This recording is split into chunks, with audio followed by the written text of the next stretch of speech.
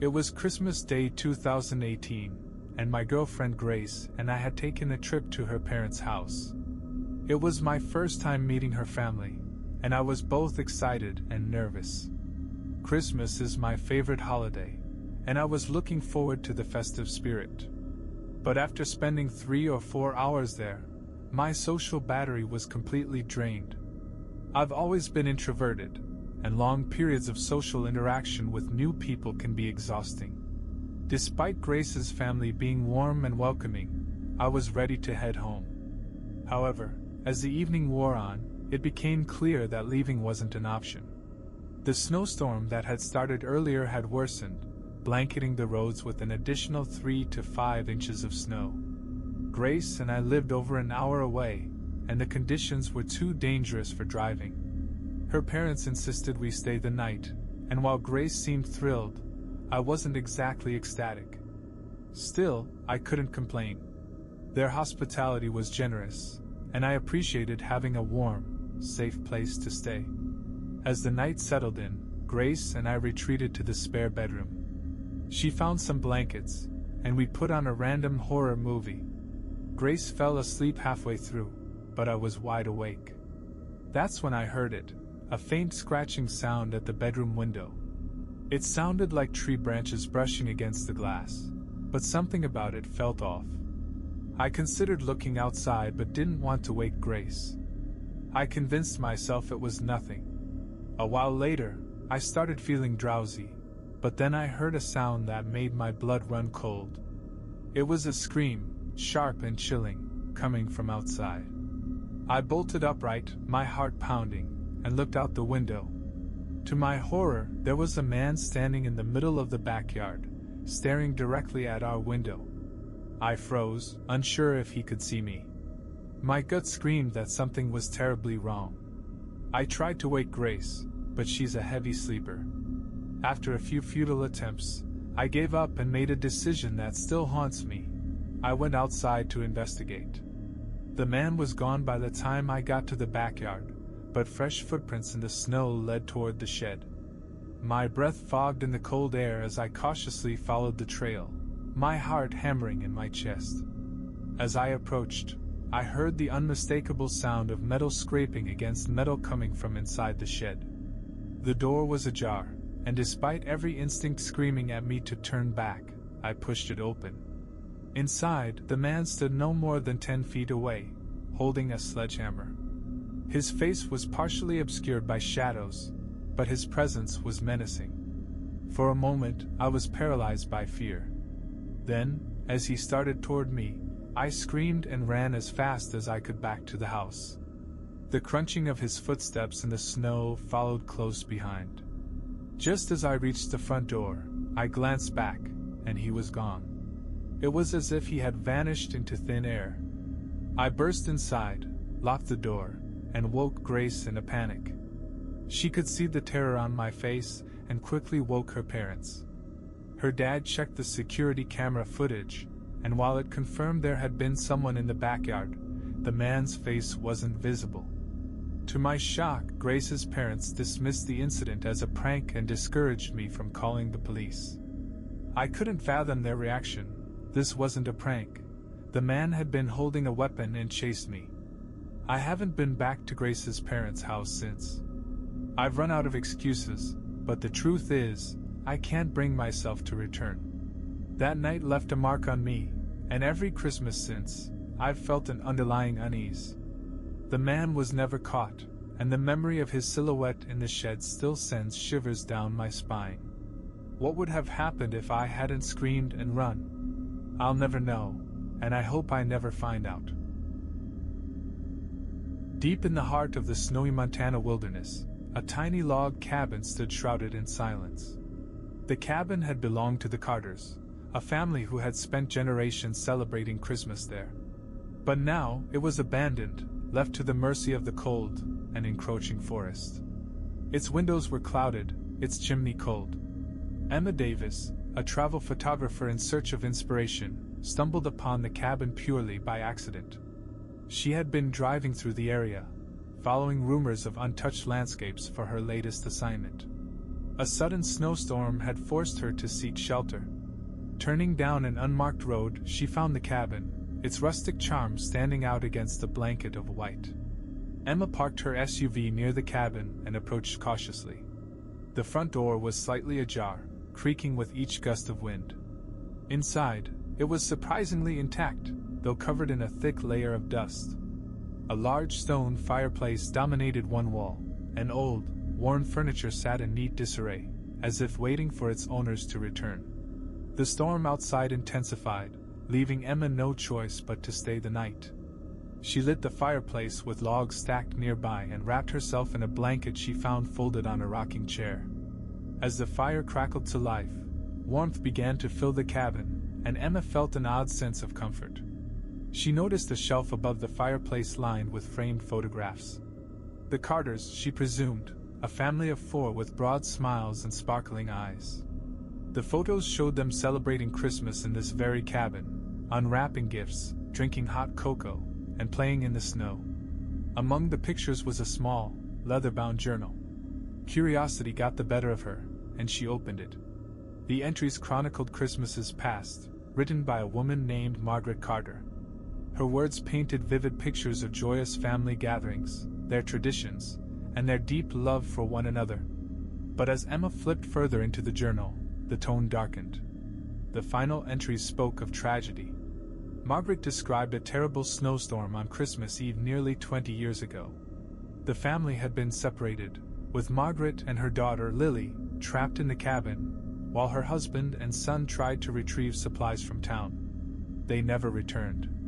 The journal ended abruptly, with Margaret expressing her desperate hope that her husband and son would find their way back. A chill ran down Emma's spine. She closed the journal and set it back on the shelf.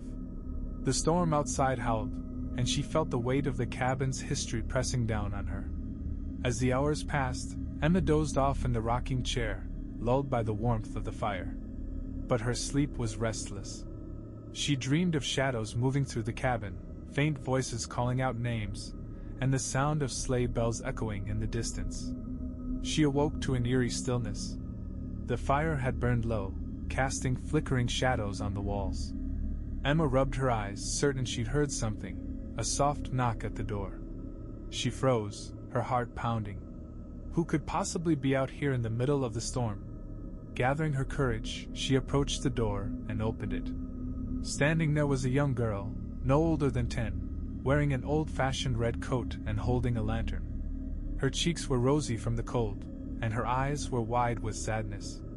"Can I come in?" the girl asked softly. Emma nodded, stepping aside. The girl entered, bringing with her a cold gust of air. She sat by the fire, her small hands outstretched to the warmth. "Are you lost?" Emma asked, trying to keep her voice calm. The girl shook her head. "I live here. Or, I used to." Emma's breath caught. "You're Lily?" The girl looked up, surprised. "You've read my mother's journal." Emma felt a lump in her throat. "What happened to you?" Lily's expression grew distant. "The storm took us. I waited here for my father and brother, but they never came back. My mother, she kept me warm as long as she could. When I woke up, everything was quiet." Tears welled in Emma's eyes. "Why are you here now?" Lily smiled faintly. "Every Christmas, I come back. I wait for them. I light the fire, hoping they'll see it and find their way home." Emma's heart ached for the girl. She didn't know what to say, but she felt an overwhelming need to help. "Maybe I can stay with you tonight," she offered. Lily's smile widened. "Thank you." The two spent the night by the fire, talking softly. Emma told Lily about her life and travels, while Lily shared stories of her family's Christmas traditions. It was as though time had paused, the storm outside forgotten. As dawn approached, Emma noticed the first rays of sunlight peeking through the frosted windows. She turned to speak to Lily, but the girl was gone. The blanket Lily had used was neatly folded, and the lantern she'd carried sat extinguished by the fireplace. Emma stepped outside, expecting to see the fresh tracks of Lily's small boots in the snow. Instead, the ground was untouched, as if no one had been there at all. But something caught her eye, a faint column of smoke rising in the distance. It was too far to be from her car. She followed it, walking through the crisp morning air until she reached a clearing. There, she found a small cemetery, its iron gate dusted with snow. In the center stood a headstone, engraved with the names of Margaret and Lily Carter. A bouquet of fresh poinsettias rested at its base. Emma knelt, her breath visible in the cold air. She didn't know who had left the flowers, but she felt a sense of peace. As she stood to leave, she looked back at the cabin, now bathed in golden sunlight. For the rest of her life, Emma would tell the story of the Christmas she spent with a little girl named Lily, who waited endlessly for her family to come home. It was a reminder of the love that transcends time and the power of the season to connect even the most distant souls. It was Christmas Eve, and snow fell gently over the quiet town of Birch Hollow. Jenna, a single mother, was exhausted from a long day of work and preparations. Money had been tight this year, as it often was, but she'd done her best to create a magical Christmas for her 6-year-old son, Ethan. Their house, though modest, glowed with the warmth of twinkling lights. The scent of gingerbread lingered in the air, and a small but lovingly decorated Christmas tree stood proudly in the corner of the living room. Jenna tucked Ethan into bed, listening as he chattered about Santa Claus. He had written a letter weeks ago, but they both knew the gifts under the tree were Jenna's doing. Still, Ethan clung to the magic of the season, his hope unshaken. "Good night, Mommy," he said, his small face illuminated by the soft light of his bedside lamp. "I hope Santa comes." Jenna kissed his forehead. "Good night, sweetheart. Sleep tight." She closed his door and headed back to the living room, where a mug of cocoa waited on the coffee table. She sank into the couch, her body weary but her heart full. It was nearly midnight, and she looked forward to a quiet moment before heading to bed. But just as she reached for her cocoa, a sharp knock startled her. She froze. The sound was loud and deliberate, cutting through the stillness of the house. Jenna glanced at the clock, 11:45 p.m. Her stomach tightened. Who could be at the door so late? She stood, hesitating as another knock echoed through the house. Peering through the peephole, she saw nothing but swirling snow under the faint glow of the porch light. Unease prickled at the back of her neck, but she unlocked the door and opened it cautiously. The porch was empty. No footsteps marked the freshly fallen snow. Only a small red box sat on the welcome mat, tied with a gold ribbon. Jenna looked around, half expecting to see someone hiding in the shadows. But the street was deserted. She bent down and picked up the box, closing the door quickly against the biting wind. The box was light, and an elegant handwritten note was attached. "For Ethan. Merry Christmas." Jenna's unease deepened. Who could have left this? She had no close family nearby, and none of her neighbors had mentioned dropping by. Still, she couldn't deny her curiosity. Sitting back on the couch, she untied the ribbon and opened the lid. Inside was a small wooden train, exquisitely carved and painted by hand. The craftsmanship was remarkable, and the train felt warm to the touch, as though it had just been made. Jenna's breath caught. Ethan had mentioned wanting a toy train several times, but she hadn't been able to afford one. She placed the train under the tree, telling herself it must be some kind of good-hearted gesture. Maybe a neighbor or a stranger wanted to spread a little Christmas cheer. Deciding not to overthink it, she went to bed. The next morning, Ethan's eyes lit up when he spotted the train. "Mommy, look! Santa knew exactly what I wanted," he exclaimed, holding it up like a treasure. Jenna smiled, keeping her questions to herself. "He sure did, sweetheart." Ethan played with the train all morning, laughing as it zipped along imaginary tracks he created. Jenna watched him, feeling a mix of joy and lingering unease. But as the day wore on, strange things began to happen. The train, which Ethan had left in the living room, somehow ended up on his nightstand. Doors creaked open and shut on their own, and faint whispers seemed to drift through the house. Jenna tried to shake off the strange occurrences, blaming them on her own overactive imagination. But that night, just as she was drifting off to sleep, a sound jolted her awake. It was a faint, rhythmic clinking, like metal wheels on tracks. She sat up, heart pounding, and strained to listen. The sound seemed to come from Ethan's room. Throwing on her robe, she hurried down the hall. When she opened the door, she froze. The train was glowing faintly, its carved wheels spinning in place. A figure stood over Ethan's bed, a tall, elderly man in a dusty conductor's uniform. His face was pale but kind, and his eyes sparkled with an otherworldly light. "Who are you?"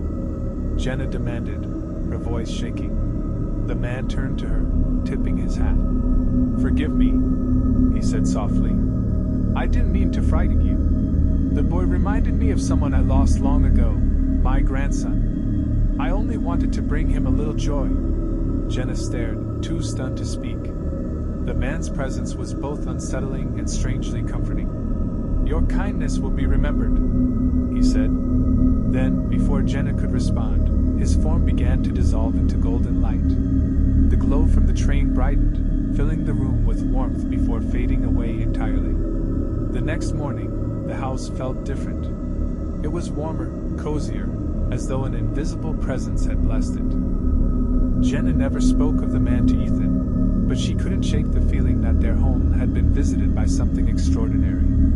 Ethan kept the train as his favorite toy, and every Christmas after, Jenna found herself looking for signs of the mysterious conductor. Though he never returned, his gift of hope and wonder stayed with them, a reminder that Christmas magic was real, even in the most unexpected ways.